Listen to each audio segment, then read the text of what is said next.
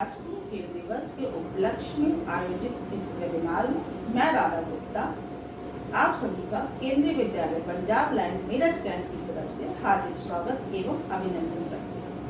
आज जो भी लोग मुझे सुन रहे हैं उनमें जो मुझसे वरिष्ठ हैं उन सभी को मैं हिमालय का नाम लेकर प्रणाम करती हूँ, जो मुझे हिमालय की तरह अडिग रहने अटल रहने की प्रेरणा देते हैं। मुझे सुनने वाले मेरे शिक्षक साथी और मेरे समकक्ष के लोगों को मैं पवन देव का नाम लेकर प्रणाम करती हूँ, जो मुझे सदैव गतिशील रहने की प्रेरणा देते हैं। आज जो बच्चे मुझे सुन रहे हैं मेरे छात्रगण उन सभी को मैं माँ गंगा का नाम लेकर प्रणाम करती हूँ, जो मुझे माँ गंगा की तरह निश्चल निर्मल और पवित्र रहने की प्रेरणा देते हैं। आज 29 अगस्त को हम मेजर ध्यानचंद जी के जन्म दिवस के उपलक्ष्य में राष्ट्रीय खेल दिवस मनाते हैं। हमारे देश की विरासत बहुत ही महान है और सभी बच्चों का दायित्व है कि वो इस विरासत को आगे लेकर जाएं और हम सभी शिक्षक साथी उन्हें आगे बढ़ने के लिए सही दिशा प्रदान करें। अगर आप प्राचीन वाङ्मय पढ़ते हैं तो आप देखेंगे कि खेलों से हमारा पुराना संबंध है। हमारे वाङ्मय में कहीं श्री कृष्ण गेंद से खेल रहे हैं, माँ पार्वती चौसर खेल रही हैं, महाबली हनुमान कुश्ती लड़ रहे हैं। तो हम देखते हैं कि प्रारंभ में खेलों का आरंभ केवल मनोरंजन के साधन के रूप में हुआ था, परंतु आज खेल केवल मनोरंजन का साधन ही नहीं है बल्कि व्यक्तित्व के विकास में अपना एक योगदान देते हैं। मैं एक शब्द आगे बढ़ते हुए कहती हूँ कि सिर्फ व्यक्तित्व के विकास में ही नहीं, व्यक्तित्व से व्यक्ति से समाज के और समाज से राष्ट्र के विकास में महत्वपूर्ण योगदान देते हैं। हमारे उपनिषदों में एक वाक्य है, शरीर माध्यम खलु धर्म साधन, अर्थात सभी धर्मों के पालन के लिए शरीर ही एकमात्र साधन है। अर्थात अगर आप अपने सभी धर्मों का पालन करना चाहते हैं तो इस शरीर को आपको स्वस्थ रखना चाहिए। तो आपको स्वस्थ रखना होगा। मैं आपको बता दूं कि यहाँ धर्म का मतलब दायित्व है, आपकी ड्यूटीज हैं, ना कि कर्मकांड। और शरीर का मतलब सिर्फ एक्सटर्नल बॉडी नहीं है, मन और मस्तिष्क भी इस शरीर में समावेशित है। अगर हम WHO की परिभाषा को देखें स्वास्थ्य की, तो हम देखेंगे कि वहाँ पर 4 तरह के स्वास्थ्य का वर्णन है: शारीरिक स्वास्थ्य, मानसिक स्वास्थ्य, सामाजिक स्वास्थ्य और आध्यात्मिक स्वास्थ्य। और इन सभी स्वास्थ्य को जो आज WHO हमें बता रहा है, हम हमारे भारतीय संस्कृति में हजारों साल पहले से प्रवृत्त है। उसी संस्कृति को आगे बढ़ाते हुए हमारी शिक्षा पद्धति गुरुकुल प्रणाली पर आधारित है, जिसमें सिर्फ पठन पाठन का कार्य नहीं होता था, अपितु शारीरिक शिक्षा पर भी बहुत ध्यान दिया जाता था। उसी कड़ी को आगे बढ़ाते हुए हमारे केंद्रीय विद्यालय केवल पठन पाठन ही नहीं कराते, बल्कि छात्रों के सर्वांगीण विकास के लिए विभिन्न प्रकार के खेलों का भी आयोजन कराते हैं। आज जब चारों तरफ कोविड-19 का हाहाकार मचा हुआ है, सभी छात्रगण अपने घरों के अंदर बंद हैं, लोग तभी बाहर निकल रहे हैं जब उनको आवश्यकता है। इस समय हमारे केंद्रीय विद्यालय संगठन ने एक नई पहल करते हुए ऑनलाइन नेशनल स्पोर्ट डे का सेलिब्रेशन का आयोजन किया। इस कार्यक्रम के अंतर्गत हमारे स्कूल द्वारा आयोजित वेबिनार में हमारी माननीय प्रधानाचार्य श्रीमती लक्ष्मी सिंह आपको बताएंगी कि खेलों के हमारे जीवन में क्या योगदान है, और हमारे विभिन्न शिक्षक साथी फिटनेस एवं वेलनेस बाय स्पोर्ट्स पर चर्चा करेंगे। हमारे कुछ छात्र आपको बताएंगे कि कोविड-19 के समय में भी आप घर के अंदर कैसे स्वस्थ रह सकते हैं। विभिन्न प्रकार के हमारे यहाँ कॉम्पिटिशन और क्विज का आयोजन हुआ था, उसके बारे में भी आपको यहाँ से ज्ञान प्राप्त होगा।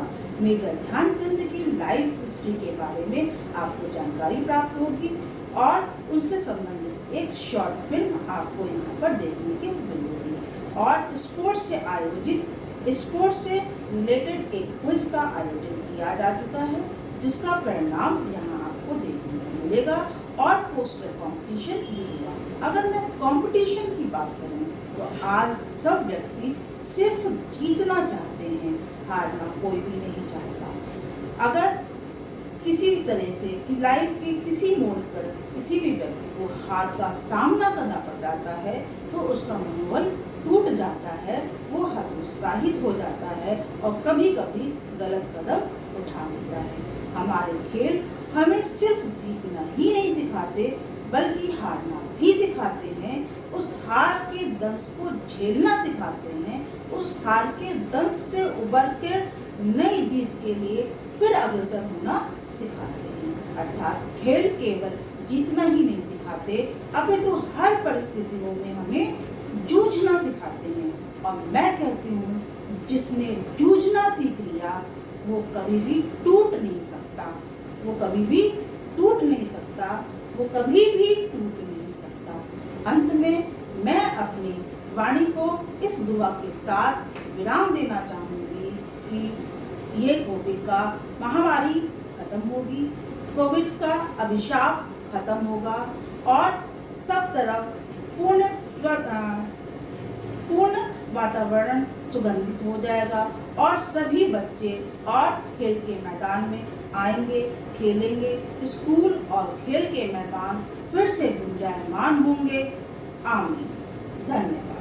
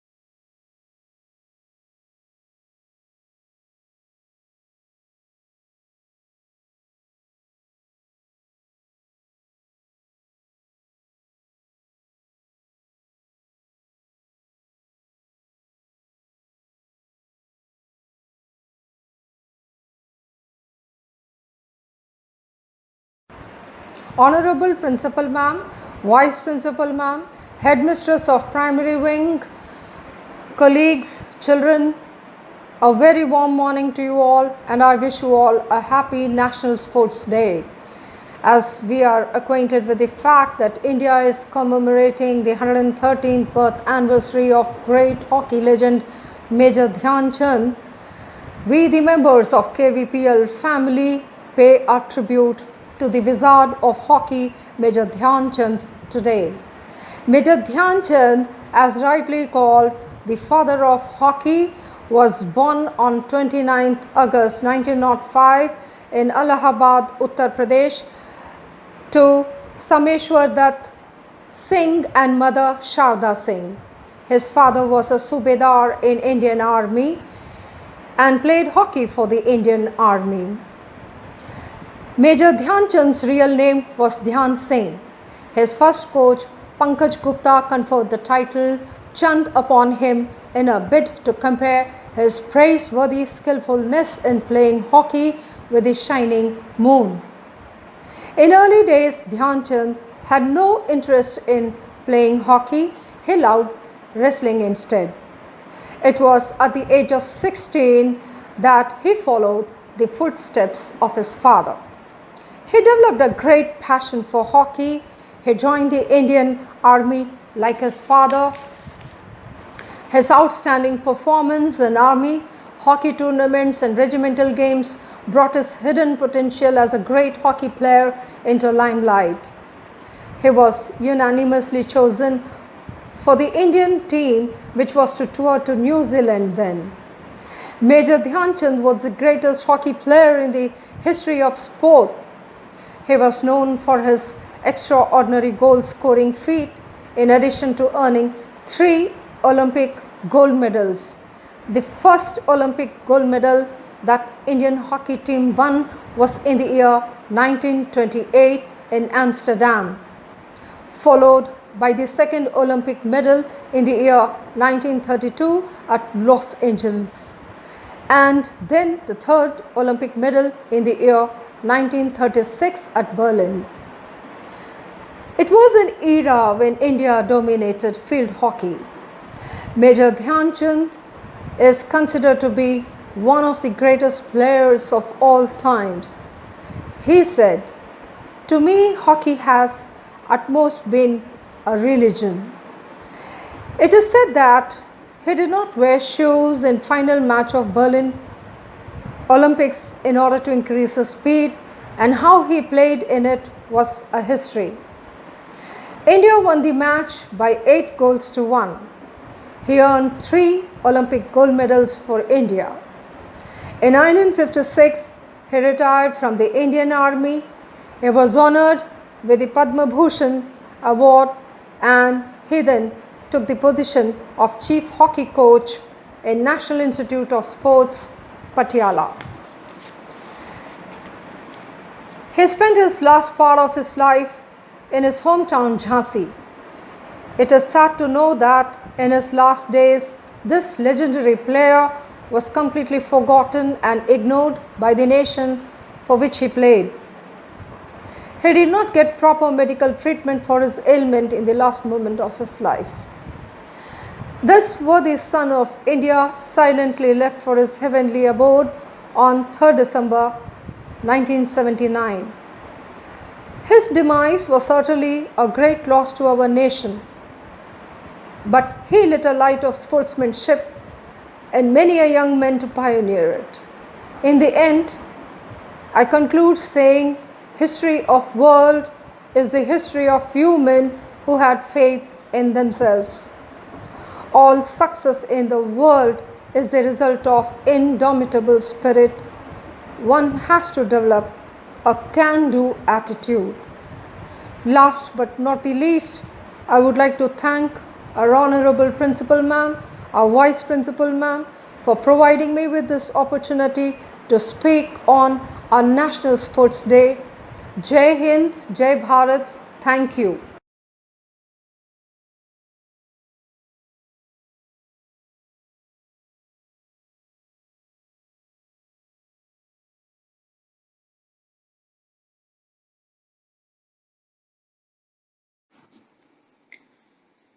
इस डिजिटल प्लेटफॉर्म पर उपस्थित सभी को मेरा सादर नमस्कार। आज की सभा के मुख्य वक्ता Shri S.K. Sharma ji, retired income tax अधिकारी एवं कोषाध्यक्ष NGO मेरा शहर मेरी पहल, मेरठ शहर। मेरी सहयोगी श्रीमती राधा गुप्ता, उप प्राचार्य, श्रीमती नीति रानी शर्मा, मुख्य अध्यापिका, विद्वान शिक्षक साथी एवं बहुत ही प्यारे बच्चों, आज इस सभा में मैं आप सभी का हार्दिक स्वागत करती हूं, अभिनंदन करती हूं। बच्चों, आज 29 अगस्त को भारतीय हॉकी के जादूगर मेजर ध्यानचंद जी का जन्म हुआ था और भारतीय हॉकी में उनके योगदान और उनकी सफलताओं को देखते हुए उनके जन्म दिवस को भारत राष्ट्रीय खेल दिवस के रूप में मनाता है। मेजर ध्यानचंद ने भारतीय हॉकी को न केवल नई ऊंचाइयां दी, नए मुकाम दिए, अपितु भारतीय जनमानस में खेलकूद के प्रति एक नई रुचि, एक नए उत्साह का संचालन किया। बच्चों, आज के दिन राष्ट्रीय खेल दिवस मना करके हम श्रद्धांजलि दे रहे हैं भारतीय हॉकी के जादूगर को, जिसने विश्व में हॉकी का परचम फहराया। सवाल यह उठता है कि खेलकूद को जीवन में इतना महत्व क्यों दिया जाना चाहिए।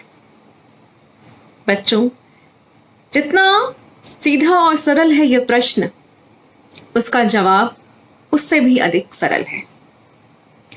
आप सभी जब विद्यालय आते थे, याद करिए, आपने 3 पीरियड की पढ़ाई की और उसके उपरांत जब आपको खेल के मैदान में भेजा गया, आपके खेल कूद के पीरियड के दौरान आपका उत्साह, आपकी ऊर्जा और आपकी रुचि देखते ही बनती थी।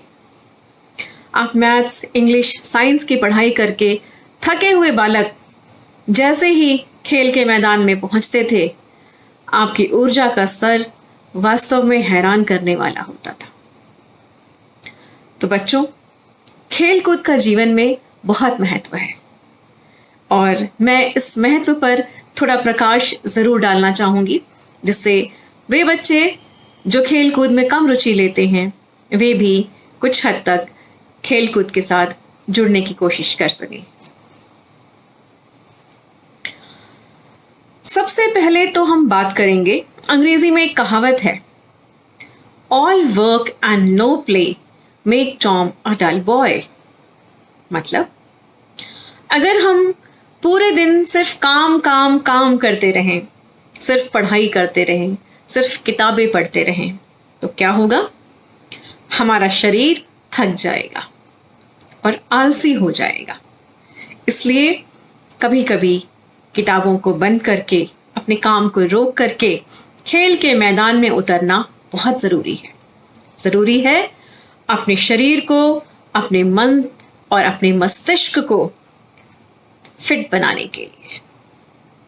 जब हम खेलते हैं, हम दौड़ते हैं और जब हम दौड़ते हैं तो हमारे शरीर में ऑक्सीजन का संचार बहुत तेज़ी से होता है और यह ऑक्सीजन रक्त के माध्यम से जब हमारे मस्तिष्क तक पहुंचती है तो दिन भर की सारी थकान ऐसे ही उतर जाती है। और इतना ऑक्सीजन ले लेने के बाद फिर हम पूरे दिन नए सिरे से उतनी ही जोश और ऊर्जा के साथ कार्य करने के लिए एक बार फिर तैयार हो जाते हैं।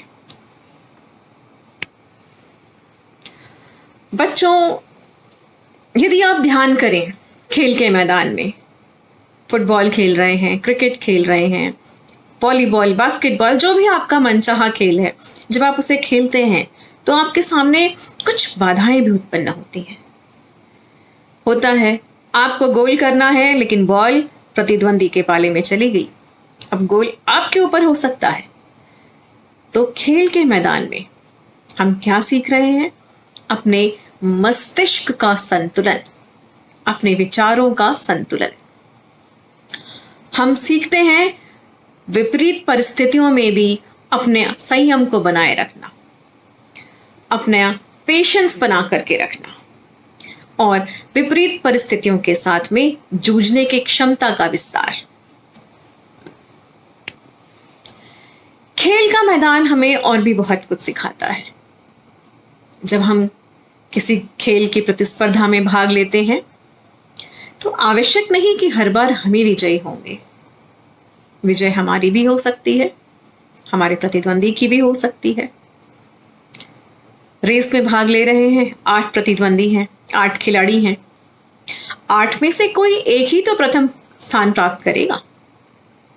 लेकिन उस दौरान हमने जो अपनी मानसिक शक्ति का विकास किया कि उस प्रथम स्थान को प्राप्त करने के लिए हमने अपना पूरा जोर लगा दिया। ऐसा दौड़े कि प्रथम आना ही है। लेकिन इन 8 में से कोई एक ही प्रथम आएगा, इस चीज को भी हमारे मस्तिष्क ने तुरंत स्वीकार किया। हमने पाया कि हमने अपना संपूर्ण दिया, अपने खेल को अपना बेस्ट परफॉर्म किया। लेकिन इसके बावजूद भी अगर हम प्रथम स्थान प्राप्त नहीं कर पाए तो निश्चित तौर पर कुछ कमी रह गई थी। अगली बार हम नई तैयारी, नए जोश, नई ऊर्जा के साथ फिर से भाग लेंगे और जो कमियां रह गई थी उन कमियों को दूर करते हुए अपने गंतव्य को, अपने लक्ष्य को प्राप्त करेंगे। खेल के मैदान में जब हम खेल भावना से खेल को खेलते हैं तो और भी बहुत कुछ सीखते हैं। हम सीखते हैं कैसे एक टीम के रूप में हमें अपने साथियों के साथ मिल करके प्रतिद्वंदी का, विरोधी पक्ष का मुकाबला करना है। और यह जीवन का एक बहुत बड़ी शिक्षा है। किस प्रकार से अपनी ताकत को, अपनी एकता को बनाना है, उसको समझना है और साथ साथ अपने पोटेंशियल्स को पहचानना है। खेल का मैदान सिर्फ हमें मानसिक और शारीरिक रूप से स्वस्थ ही नहीं रखता है, अपितु वह हमें खेल भावना से खेलने की क्षमता भी प्रदान करता है। खेल का मैदान हमें सिखाता है कि किस प्रकार से हमें अपने साथियों के साथ एकीकृत होकर के, एकजुट होकर के विरोधी पक्ष के साथ लड़ना है। यह वास्तविक लड़ाई नहीं है। लड़ने से मेरा मतलब यह नहीं है कि आप अपने साथियों के साथ, विरोधियों के साथ, विरोधियों के विपक्ष में जाकर के आप हॉकी और डंडों का प्रयोग करें। बिल्कुल नहीं, कदापि नहीं। अपितु मेरे कहने का मतलब यह है कि एकता की शक्ति को पहचानना। फुटबॉल के मैदान में, क्रिकेट के मैदान में, बास्केटबॉल के कोर्ट में या वॉलीबॉल के कोर्ट में अपनी क्षमता के अनुसार हम अपनी पोजीशन को चुनते हैं और अपनी पोजीशन पर अपना सर्वोत्तम प्रदर्शन करते हुए हम टीम के लिए काम करते हैं। याद करिए आप लोग, सचिन तेंदुलकर एक महान बल्लेबाज, जब वह क्रिकेट के मैदान में खेलने के लिए उतरते थे, चूंकि वो रिटायर हो चुके हैं, तो उनका बल्ला पूरी टीम के लिए रन बनाता था। लेकिन साथ साथ उस बल्लेबाज का साथ देने वाले हमारे बॉलर, हमारे विकेट कीपर, हमारे फील्डर भी होते थे। और इस प्रकार से पूरी टीम के सहयोग से पूरी टीम अपनी क्षमताओं के बेहतरीन प्रदर्शन से मैचों को जीतने में सफल रहती थी। तो इस प्रकार से खेल का मैदान हमें सिखाता है अपनी क्षमताओं का संपूर्ण विकास और एकजुट होकर के अपने लक्ष्य की प्राप्ति। साथ साथ बच्चों, जीवन में अपने लक्ष्य की प्राप्ति के लिए एक दृढ़ संकल्प का होना बड़ा आवश्यक है। और खेल का मैदान पुनः हमें सिखाता है अपने संकल्पों पर दृढ़ होना, क्योंकि जब हम दृढ़ संकल्प होंगे तभी हम अपने लक्ष्य की प्राप्ति सफलतापूर्वक कर सकते हैं। साथ साथ जीवन में सफल होने के लिए क्या आवश्यक है? अनुशासन। खेल का मैदान पुनः हमें अनुशासित करता है। जैसा मैंने आपको पहले बताया कि जब हम खेलते हैं तो हम अपनी क्षमता के अनुसार अपनी पोजीशन लेते हैं, तो वहां से हम अपने जीवन में अनुशासन को आत्मसात करते हैं और अनुशासित जीवन सदैव सफलता को प्राप्त करता है। और अंत में मैं इतना ही कहना चाहूंगी कि खेलिए, दौड़िए, जैसा कि हमारे महान वैश्विक गुरु स्वामी विवेकानंद जी ने कहा है, उठो, जागो और तब तक मत रुको जब तक लक्ष्य की प्राप्ति ना हो जाए। तो जीवन में एक स्वस्थ शरीर, एक स्वस्थ मस्तिष्क हमारा पहला लक्ष्य है। इसको प्राप्त करें। और जैसा कि खेल मंत्रालय ने इस वर्ष 15 अगस्त से 2 अक्टूबर के बीच फिट इंडिया फ्रीडम रन का आह्वान किया है, मैं सभी बच्चों का आह्वान करती हूँ कि वे अधिक से अधिक दौड़ें। दौड़ें अपने शारीरिक स्वास्थ्य के लिए, दौड़ें अपने मानसिक स्वास्थ्य के लिए और दौड़ करके एक जीवन में अनुशासन का अनुपालन करें और अपने लक्ष्य की प्राप्ति में सहयोग करें। इन्हीं शब्दों के साथ एक बार पुनः इस वर्चुअल मीटिंग प्लेटफॉर्म पर आज के दिवस यानी राष्ट्रीय खेल दिवस की सभी को हार्दिक शुभकामनाएं और बहुत बहुत बधाइयाँ। मैं उम्मीद करती हूँ आज का यह दिन हम सबके जीवन में एक नया उमंग, एक नई स्फूर्ति, एक नई ऊर्जा का संचार करेगा और हम सभी लोग अपने अपने शारीरिक एवं मानसिक स्वास्थ्य के लिए जागरूक होकर खेल के मैदान में टूट पड़ेंगे। इन्हीं शब्दों के साथ धन्यवाद। जय हिंद।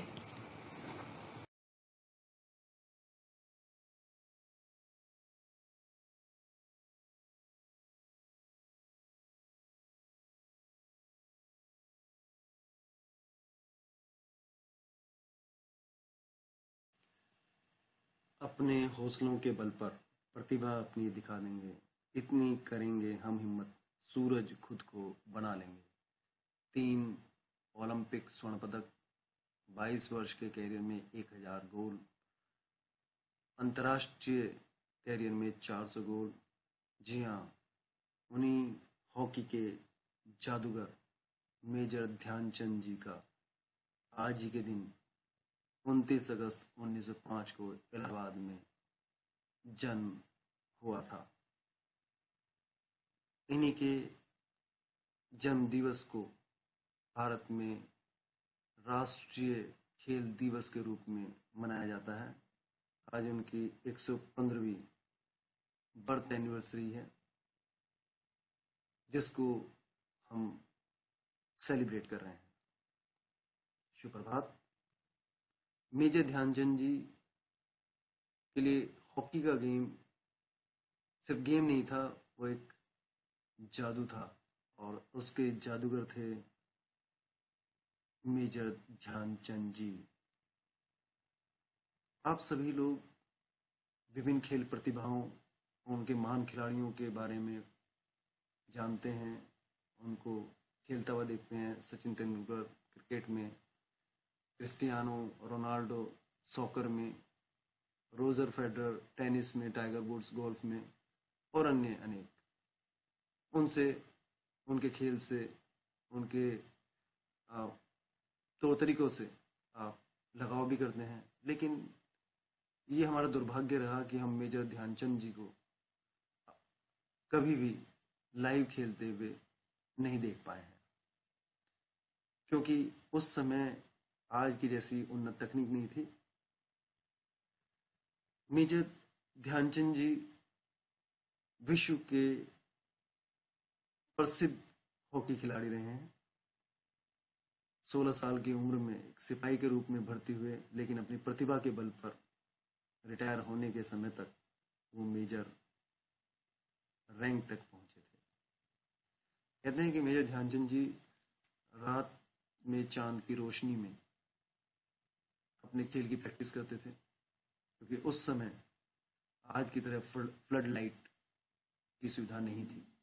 इसीलिए उनके साथी खिलाड़ी उन्हें चांद नाम से पुकारते थे। इसी तरह से उनका नाम ध्यान सिंह से ध्यानचंद हो गया। ध्यानचंद को जादूगर यूं ही नहीं कहा जाता है। ध्यानचंद जी अपनी स्टिक और बॉल दोनों के ऊपर गजब का नियंत्रण रखते थे।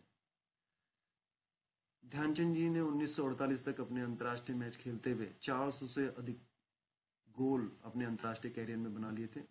ये ध्यानचंद जी का ही कमाल था कि उनके नेतृत्व में 1928, 1932, 1936 के ओलंपिक में भारत ने स्वर्ण पदक हासिल किया और अपने विरोधियों को नाको चने चबाते हुए धूल चटा दी। एम्स्टर्डम 1928 हो या लॉस एंजलिस 1932 हो और यह बर्लिन ओलंपिक 1936 हो, तीनों में ही ध्यानचंद जी का कमाल देखने में आता है। एम्स्टर्डम 1928 में तो 14 गोल उनके द्वारा उस ओलंपिक में दागे गए थे। इसी वजह से वहाँ के समाचार पत्रों में लिखा गया कि ये तो जादू था और इस जादू के जादूगर थे ध्यानचंद जी। मेरे ध्यानचंद जी की हॉकी पर इतनी जबरदस्त पकड़ थी कि एक बार गोल करते हुए लगातार उनके द्वारा जो गोल पोस्ट में बॉल डाली जा रही थी वो गोल पोस्ट में जाकर के उस पोल पर लग रही थी, जिसके लिए उन्होंने रेफरी से उस गोल पोस्ट के मेजरमेंट के लिए कहा और बाद में पाया गया कि वो अंतर्राष्ट्रीय नियमों से कम था, यानी कि उसका जो मेजरमेंट था वो कम था। दूसरा, यहाँ पर एक और मैजिक हम यहाँ पर देखते हैं। मेजर ध्यानचंद जी जब नीदरलैंड में खेल रहे थे तो ये सोचा गया कि उनकी हॉकी में कोई मैग्नेट है, तो उनकी हॉकी को तोड़ करके देखा गया कि कहीं ऐसा मैग्नेट तो नहीं है, लेकिन जादू तो हाथ में था, कलाई में था, ना कि हॉकी में। मेजर ध्यानचंद जी के बारे में एक और किस्सा प्रसिद्ध है कि वियना, ऑस्ट्रिया की कैपिटल वियना में उनके ऑनर में वहां पर एक स्टेचू लगाई गई है जिसके 4 हाथ बनाए गए हैं और जिसमें 4 स्टिक्स दी गई हैं, जो कि उनकी मास्टरी को दिखाती है। खेल में बॉल के ऊपर उनकी मास्टरी को दिखाती है कि चारों दिशाओं में किस प्रकार से वो बॉल को नचाते थे। इसी प्रकार का एक और किस्सा मेरे ध्यानचंद डॉन ब्रैडमैन का है कि एडिलेड में 1935 में खेलते हुए डॉन ब्रैडमैन उनका खेल देखते हैं और देखने के बाद में उनके द्वारा जो कमेंट किया जाता है वो ये था कि वो हॉकी में गोल इस तरह से करते हैं जैसे कि क्रिकेट में रन बनते हैं। इसी प्रकार से हॉकी में उनके चाहने वालों की कमी नहीं थी, इवन उस देश में भी जहां पर हिटलर का खौफ था। 1936 के बर्लिन ओलंपिक खेलते हुए उनकी मैजिक स्टिक को देखने के लिए लोगों की भीड़ जमा हो जाती थी। एक जर्मन न्यूज़पेपर के द्वारा ऐसा कहा गया कि Olympic complex now has a magic show too, यानी कि ओलंपिक के उस स्टेडियम में अब जादू का नजारा देखने वाला है।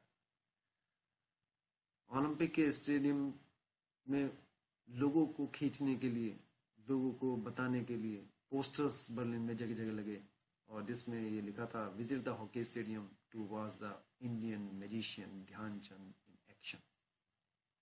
इससे पता चलता है कि विदेश में और उस देश में जहां पर कि फ्यूरर का राज था, वहां पर हॉकी के जादूगर मेजर ध्यानचंद अपना शासन चला रहे थे लोगों के मन पर।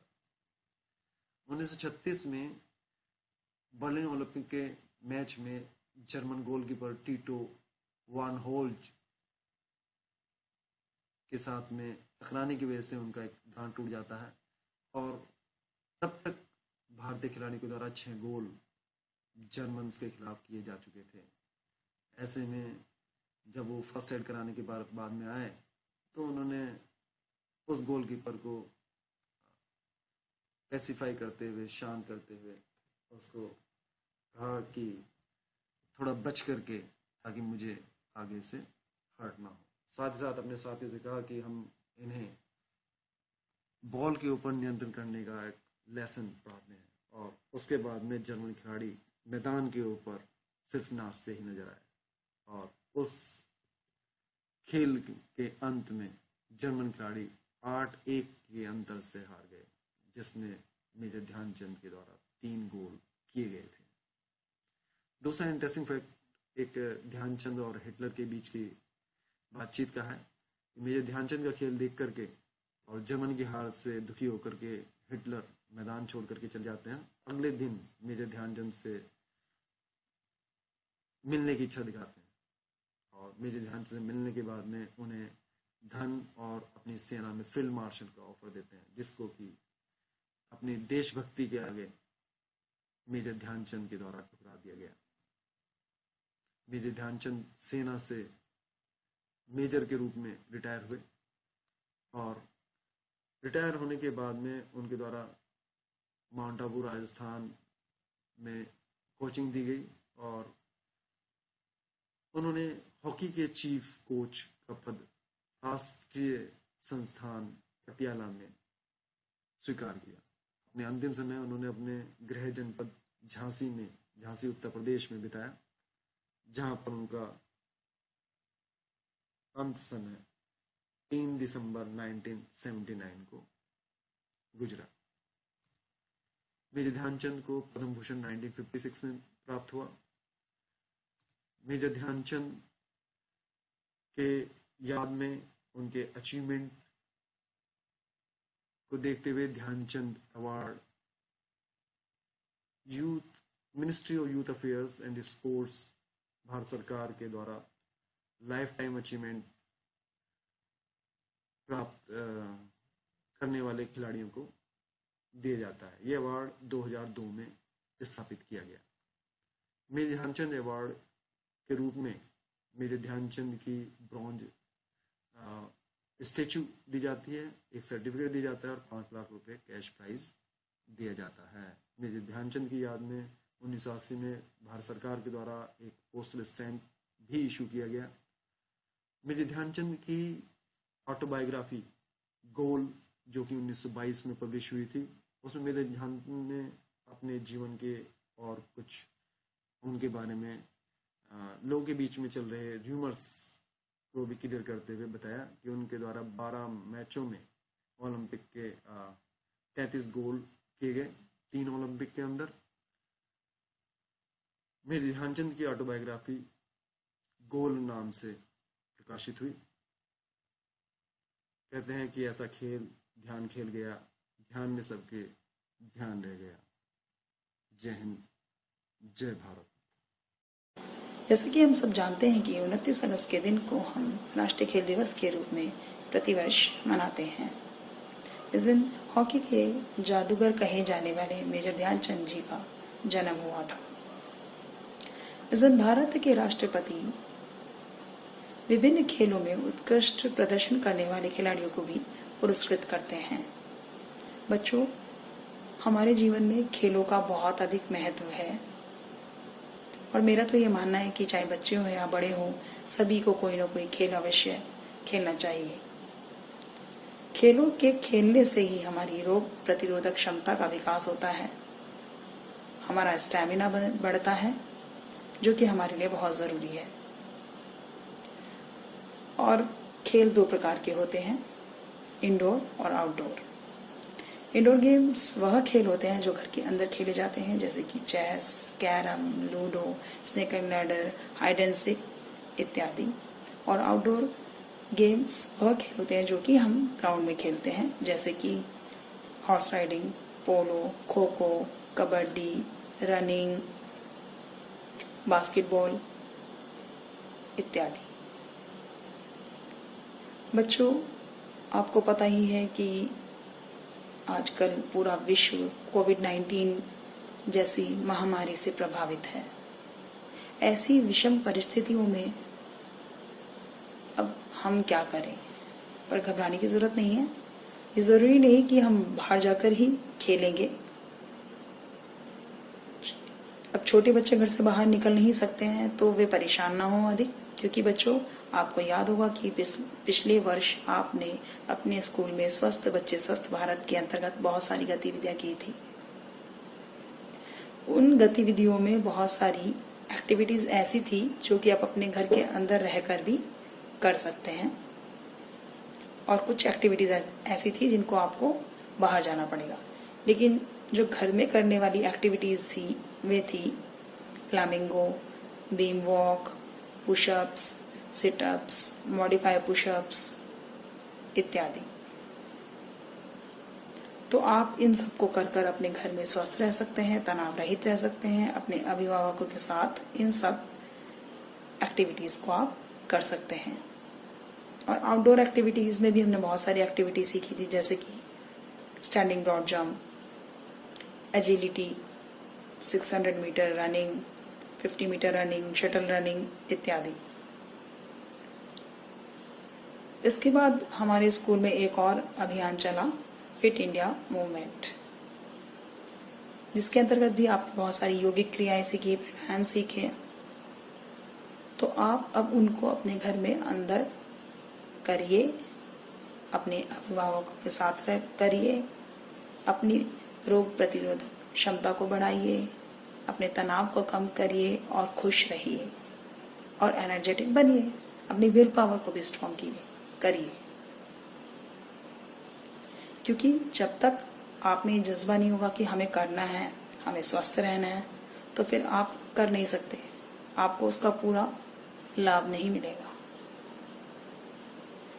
इसके बाद अभी आजकल एक और हमारी केंद्रीय विद्यालय संगठन द्वारा अभियान चलाया है,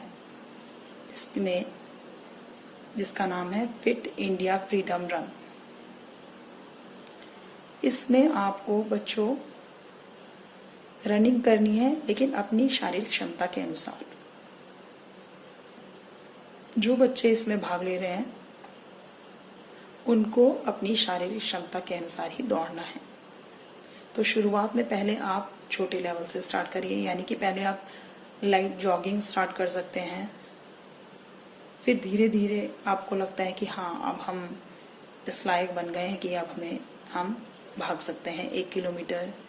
पहले 1 किलोमीटर भागे, फिर 2 किलोमीटर, फिर धीरे धीरे करके आपका स्टैमिना इंक्रीज होता जाएगा।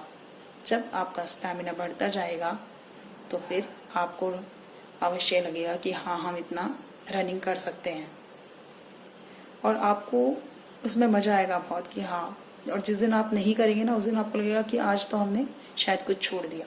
तो इसे छोड़ना नहीं है, खुश रहिए, सुरक्षित रहिए, अपना ध्यान रखिए, अपने पेरेंट्स का ध्यान रखिए और खूब एक्सरसाइज कीजिए और फिट बनिए और तनाव रहित अपना वातावरण बनाइए। धन्यवाद।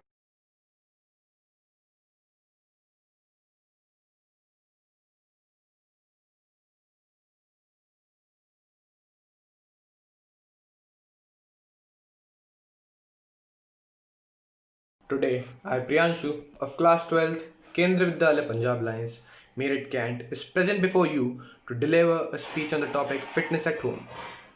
As we all know, this is a time of COVID-19 pandemic, means that many of us are staying at home and sitting down more than as we usually did earlier.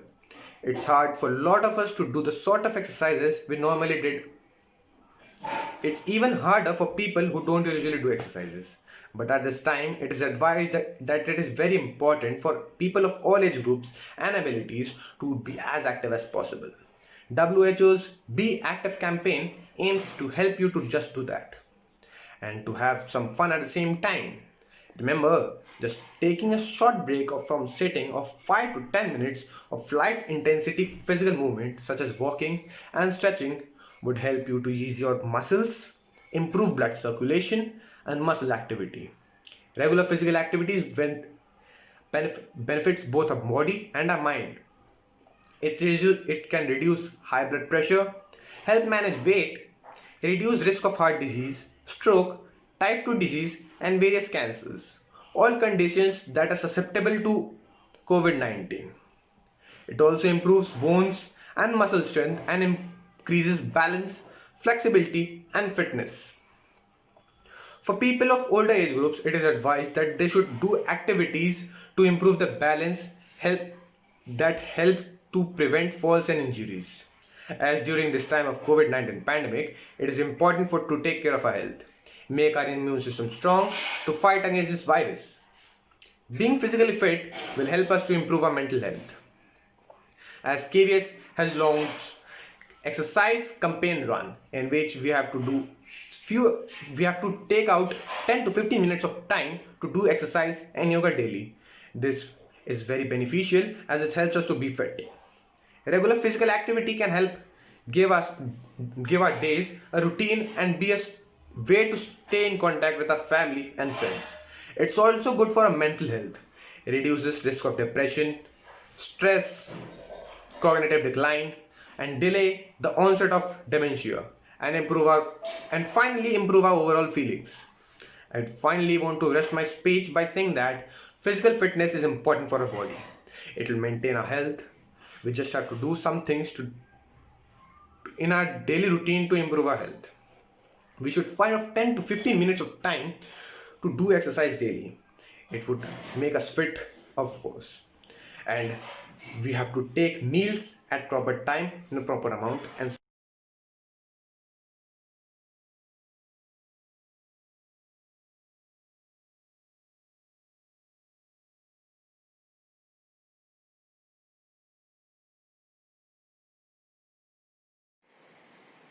परमादरणीय principal महोदय, other dignitaries,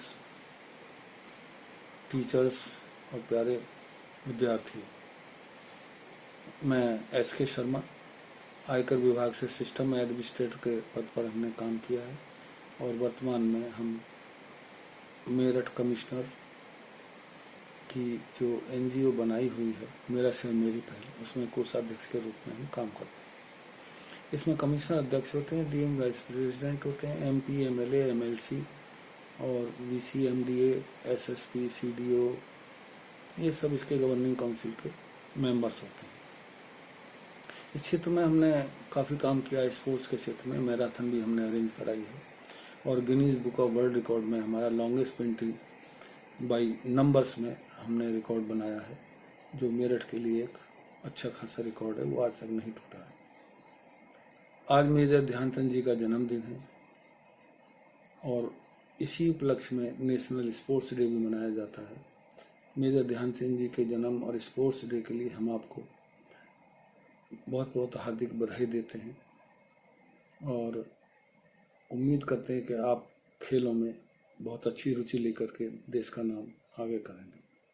हर किसी के जीवन में खेलकूद बहुत महत्वपूर्ण होता है। खेलकूद में भाग लेने के लिए हम हर किसी को प्रोत्साहित करना चाहिए। खेलकूद में भाग लेने से शरीर स्वस्थ रहता है, तंदुरुस्त रहता है। इससे शरीर को स्फूर्ति मिलती है, जिससे हम अपने दिन भर के कार्य क्रियात्मक रूप से कर पाते हैं। खेलकूद मनुष्य के जीवन का एक ऐसा अभिन्न अंग है जहां हमें इसके कार्यकलापों के साथ साथ खेलकूद के लिए भी समय निकालना बहुत आवश्यक होता है। आपने वो कहावत सुनी होगी, sound mind in A sound body. स्वस्थ मन स्वस्थ शरीर में ही रहता है। यानी अगर आप शारीरिक परिश्रम और खेलकूद में भाग लेंगे तो आप स्वस्थ रहेंगे और साथ ही अपने रोज के सभी काम सक्रिय रूप से कर पाएंगे। हम मनुष्य को मानसिक और शारीरिक दोनों प्रकार से स्वस्थ रहना बहुत जरूरी आवश्यक होता है और जिसमें खेलकूद बहुत बड़ी अहम भूमिका निभाते हैं। खेलकूद से हमारे मन का तनाव दूर होता है और इससे मन और शरीर को शांति मिलती है। कभी कभी यही खेलकूद जीवन के मुश्किल समय में शरीर को शक्ति देता है। खेलकूद शरीर में रक्त संचारण को भी सही रखता है। नियमित रूप से खेलकूद में भाग लेने वाले लोग समय के महत्व को सही रूप से समझ पाते हैं। ऐसा इसलिए कि क्योंकि खेलकूद प्रतियोगिता में हर मिनट और हर सेकंड का बहुत अमूल्य योगदान होता है, जिसके कारण जीवन में भी समय के मूल्य को हम समझ पाते हैं। खेलकूद बच्चों के साथ साथ बड़ों के लिए भी बहुत जरूरी है और वे अपने हर दिन के ऑफिस के कार्यों के बाद परिवार के साथ समय बिताने के लिए अच्छा भी है। बढ़ते बच्चों के लिए खेल में भाग लेना बहुत अच्छा है, क्योंकि इससे उनका मानसिक और शारीरिक विकास बेहतर तरीके से होता है। खेल दो प्रकार से खेले जाते हैं, इंडोर आउटडोर गेम्स। आप बहुत अच्छी तरह से जानते हैं जो इंडोर गेम्स हैं उनमें बास्केटबॉल, वॉलीबॉल, टेनिस, बॉक्सिंग, कुश्ती, बैडमिंटन होते हैं। और आउटडोर गेम्स में क्रिकेट, फुटबॉल, हॉकी, दौड़, एथलेटिक्स वगैरह ये होते हैं। ऐसे कुछ खेल भी हैं जिनमें दिमाग और मजबूत होता है, जैसे अखबार में रोजाना आप देखते हैं सुडोकू आता है, चेस आदि आप खेल सकते हैं। बीच बीच में विश्व स्तर पर बहुत प्रकार के खेल प्रतियोगिता का आयोजन भी किया जाता है, जैसे Asian Games, Olympic Games, Commonwealth Games. इन प्रतियोगिता में विश्व के बेहतरीन खिलाड़ी भाग लेते हैं और मेडल जीतकर अपने देश की शान को बढ़ाते हैं। आज के इस आधुनिक युग में, और बल्कि जब कोरोना चल रहा है और पेंडेमिक की स्थिति कोरोना की चल रही है, ये खेलों ने घरेलू गतिविधियों की जगह ले ली है, जैसे टेलीविजन देखना, वीडियो गेम्स खेलना, इंटरनेट पर वीडियो देखना, मोबाइल फोन का उपयोग, कंप्यूटर गेम्स खेलना आदि आदि। ये आज की स्थिति में बहुत ही खतरनाक है, क्योंकि हम शारीरिक परिश्रम नहीं कर पा रहे हैं तो हमारे शरीर स्वस्थ और मन स्वस्थ नहीं रहेगा। मोदी जी ने कहा है कि 2 गज की दूरी और मास्क जरूरी। ये कोरोना पीरियड में फॉलो करना सभी बच्चों को बहुत ज़रूरी है। और जैसे ही कोरोना का पीरियड ख़त्म होगा, ये स्टेडियम वगैरह इनमें खेल अच्छी रूप से चालू हो जाएंगे और हम फिर से अपनी खेल जो हम चाहते हैं वो खेल सकेंगे। मेरठ में भी खेल विश्वविद्यालय की बात चल रही है, देखिए आगे होता क्या है। कुछ लोगों को लगता है कि खेल बच्चों के शरीर के कैरियर को खराब कर देता, परंतु आज के युग में ये बात सोचना बिल्कुल गलत है। अगर आज कोई भी व्यक्ति किसी खेल में रुचि रखता है तो उस खेल में बहुत ही बेहतरीन प्रदर्शन कर सकता है, तो उसे खेल में अपना कैरियर बनाना चाहिए और बना भी सकता है। आज हमारे देश के लिए बहुत सम्मान की बात है कि हॉकी, क्रिकेट, टेनिस के साथ साथ कबड्डी जैसे खेलों में भी विश्व स्तर पर हम अपना योगदान दे रहे हैं और ये खेल खेले जाने हैं। और इसी से ये लगता है कि हम खेलों में बहुत अच्छा अपना कैरियर भी बना सकते हैं। सरकारी विभाग में भी स्पोर्ट्स कोटे में लोग लिए जाते हैं और उसमें भी स्पोर्ट्स के विभिन्न विभागों में स्पोर्ट्स के लोग कैरियर अपना बना सकते हैं। खेलकूद से जुड़े लोग हमेशा तंदुरुस्त और खुश रहते हैं। आज सभी स्कूलों में खेलों में कई प्रकार के खेल प्रतियोगिता के माध्यम से बच्चों को प्रोत्साहित किया जा रहा है। इन प्रतियोगिताओं में बच्चे अलग अलग खेलों में भाग लेते हैं और जीतने वाले बच्चों को स्कूल प्रशासन द्वारा वार्षिक खेल दिवस पर सम्मेलन में मेडल और सर्टिफिकेट देकर सम्मानित किया जाता है।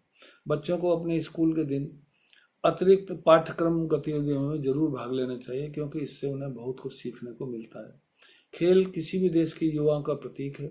इससे देश के लोग स्वस्थ और युवा रहते हैं। एक आलस्यपूर्ण और निष्क्रिय राष्ट्र कभी भी उन्नति नहीं कर सकता है। इसलिए देश का विकास शारीरिक व्यायाम और खेलकूद का बहुत निर्भर करता है। साथ ही खेलकूद पर ध्यान लेने वाले लोग अन्य बीमारियों से दूर रहते हैं, जिससे उनका जीवन खुशियों से भरपूर रहता है। ऐसे बहुत से सारे खेल हैं जिसका हमारा भारत देश जन्मदाता है। पुराने समय में आपने कृष्ण भगवान को देखा होगा कि गेंद टोल खेली, गेंद जमुना में चली गई। इस प्रकार के और वो बहुत पुराने खेल हैं, जिम्नास्टिक है, शतरंज है, सांप सीढ़ी है, कबड्डी है, पोलो है, तो महाभारत टाइम में चौपड़ पासा, फुटबॉल, तीरंदाजी, कुश्ती, रेसलिंग, भाला फेंक, तैराकी, badminton, athletics, boxing, tennis, weightlifting इत्यादि, हॉकी वगैरह। ये ऐसे खेल हैं जिसमें हम लोग भाग लेकर के अपने देश को आगे बढ़ा सकते हैं। मेजर ध्यानचंद जी का जन्मदिन है। 29 अगस्त 1905 को वो पैदा हुए थे। 3 दिसंबर को उनकी मृत्यु हो गई थी। उन्होंने 1928, 1932 और 36 में 3 ओलंपिक गोल्ड मेडल्स हमारे देश को दिलाए और उन्होंने बहुत काम किया। उनके जन्मदिन पर मैं आपको पुनः पुनः और स्पोर्ट्स इंटरनेशनल स्पोर्ट्स डे के अवसर पर मैं आपको पुनः पुनः बधाई देता हूं। और आपने मुझे बोलने का मौका दिया, मैं इसका बहुत बहुत आभार व्यक्त करता हूं। कभी समय मिला तो फिर मैं आपसे चर्चा करूंगा, लेकिन मैं ये जरूर कहूंगा कि जो बच्चे जिस खेल में रुचि रखें उनको उसी क्षेत्र में आगे बढ़ने का प्रोत्साहन जरूर मिलना चाहिए, ताकि हमारा वो देश का नाम रोशन कर सके। Thank you very much. धन्यवाद।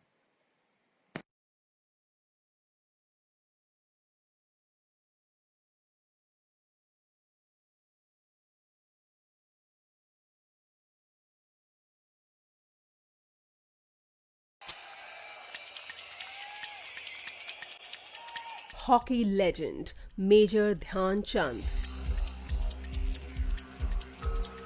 Dhyan Chand is the most extraordinary, the greatest field hockey player. Let's take a look at the amazing journey of the wizard who was known for his superb ball control, the man who scored more than 400 goals in his career. The man responsible for earning 3 Olympic gold medals.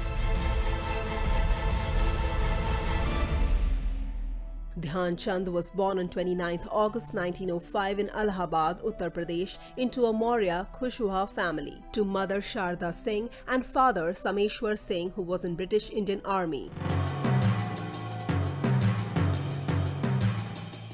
His father was often transferred, so the family was exposed to different cities. This also became a hindrance as Dhyan Chand could not continue his education for long. His education stopped approximately after 6 years of schooling. The family then settled in Jhansi, Uttar Pradesh. His father got a small piece of land for his services. Dhyan Chand had 2 brothers, Roop Singh, also a player, and another brother, Mool Singh. What is interesting is the fact that when Dhyan Chand was young, he was not into sports. According to the reports, he loved wrestling. At the age of 16, he joined Indian Army, and at that time he used to practice after the duty hours and night. He waited for the moon so that the field would light up and helped increase the visibility. Due to this, it is believed that he was named Chand, literal meaning moon, by his fellow players. It was during 1922 to 1926 that he played hockey tournaments and regimental games in Army. Then he was selected in the team that was to go to New Zealand. The Indian Army team won 18 matches, drew 2 and lost only 1. When Dhyan Chand returned, he was promoted to Lance Naik. The newly formed Indian Hockey Federation was making a team for the 1928 Amsterdam Olympics. In 1925, an inter-provincial tournament was held to select India's national field hockey team. Dhyan Chand got permission from the army to play for the United Provinces team. He was immediately noticed for his skills and was on the team for Olympics. The final match in Olympics took place on 26th May, with India facing the home team of the Netherlands. It was tough as top players were not well, including Dhyan Chand. Despite all odds, India won its first Olympic gold medal.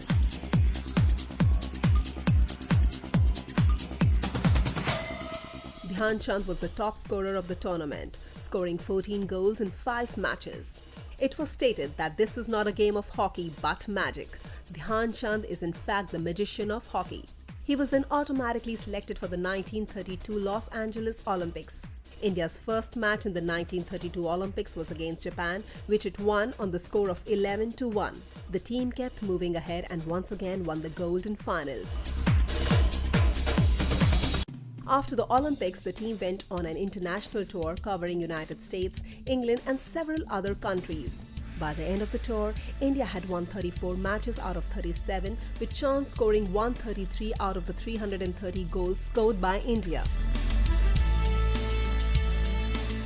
He became the captain of the Indian hockey team in 1934 and he led the team to the 1936 Berlin Olympics. Dhyan Chand's magic again got a gold medal for India. This was India's 3rd successive gold in field hockey. Let's take a look at his personal life. He got married to Janki Devi in 1936 and had 7 sons from his marriage. In 1956, at the age of 51, he retired from the army with the rank of a major. After he retired, he coached for a while and then settled in Jhansi. According to the reports, this legend spent the last years of his life in poverty. It is unfortunate as he was forgotten. He lost hope and suffered from liver cancer. He died at the age of 74 on 3rd December 1979.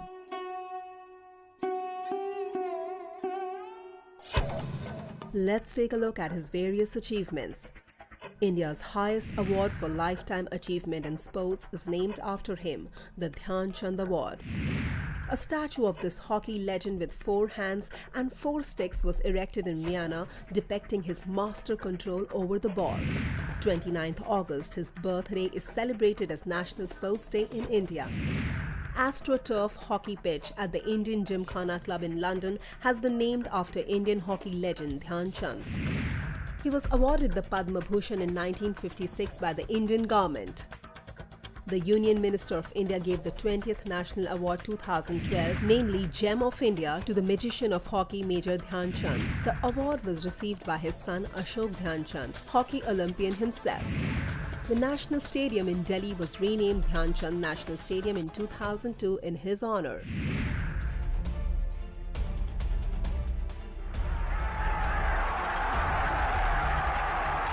It is stated that in 1936 Olympics, after India played its first match, a German newspaper's headline was, "The Olympic complex now has a magic show too." The next day there were posters all over Berlin. Visit the hockey stadium to watch the Indian magician Dhyan Chand in action. It has also been revealed that Führer was so impressed by Dhyan Chand's wizardry with the stick that he offered him a chance to move to Germany and the post of colonel in his army, which the legend declined. Cricket legend Don Bradman stated, "He scores goals like runs in cricket. Whatever said is less." Major Dhyan Chand is a legend. His achievements are uncountable and stories from his life are never ending.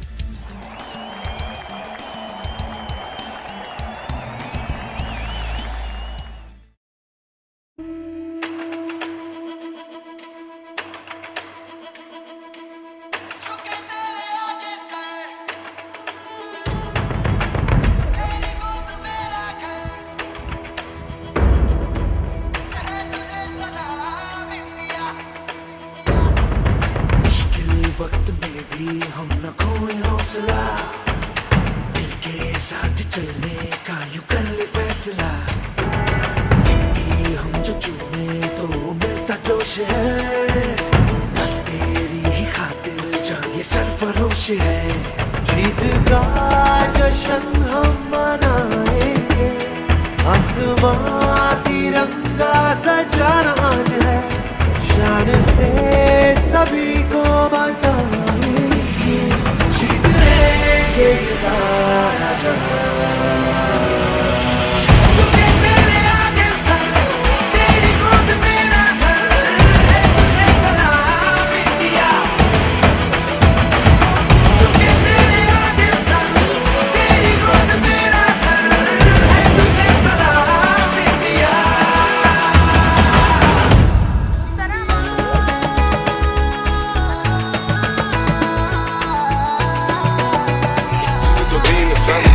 Pretty cards and scams.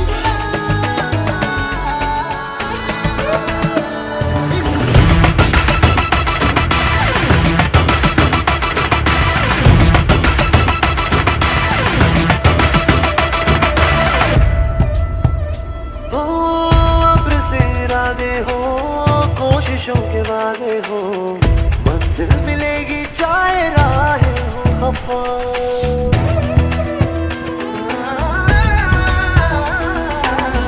अब्र से इरादे हो, कोशिशों के वादे हो, मंजिल मिलेगी चाहे राहें हो खफा। देश ये सिखाता है, हिम्मतें बढ़ाता है, से गिर के ना तू रुकना बेवजह। तेरा ये वतन तन कुछ भी जगह तू जहाँ भी ऐसे दिल उतारेगी, दिल को डरा के रख दे फटेगा जोश जगह। अर्श की उड़ाने लगानी है, इन हवाओं का रुख बदलना आज है, देश ये इबादत हमारी है। तू ये आज सबको बता, झुके तेरे आगे सर, तेरी गोद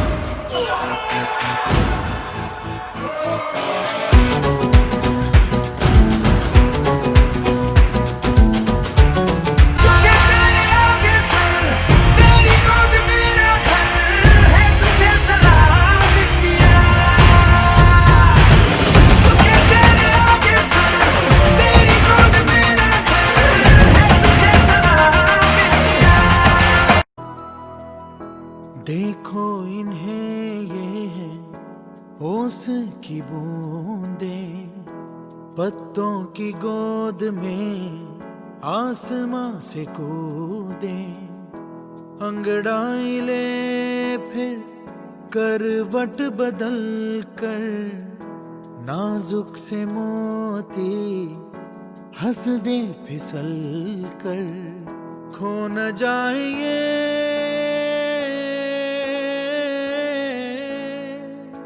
तारे ज़मीं पर।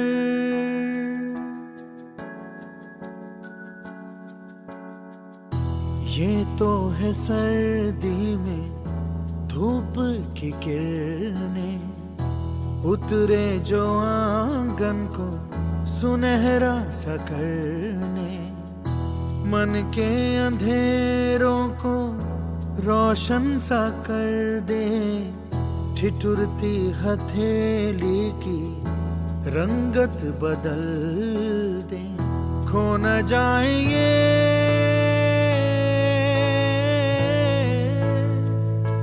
तारे ज़मीं पर।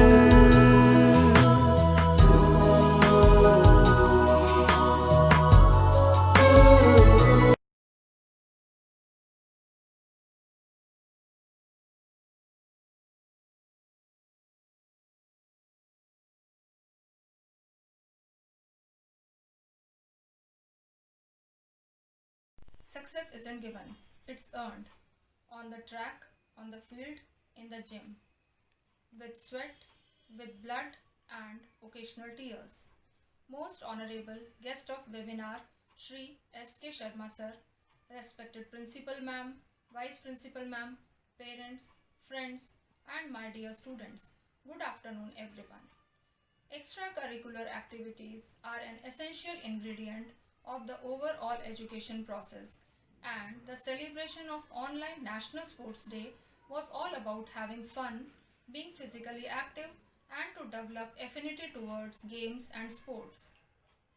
I, on behalf of whole Kendra Vidyalaya Punjab Lines family, extend my heartfelt thanks to Mr. S.K. Sharma sir, Treasurer, Mera Shahar, Meri Pehal, Meerut, for his motivational speech for our students. I render my sincere thanks to our principal, Madam Lakshmi Singh, for supporting us. Her constant encouragement always helps us to find the best in us. Thank you, ma'am. I also thank our vice principal, Madam Radha Gupta, for all her support. Next, I would like to thank all dear parents and all well-wishers who always support us. Thank you all for your patience and support. With deep reverence, I thank all teachers who have contributed directly or indirectly to make this program a great success. Last but not least, I thank all the students of the Vidyalaya who have the ability to dream and then to chase them. I thank each and everybody who have contributed to make this event a great success. Thank you everybody.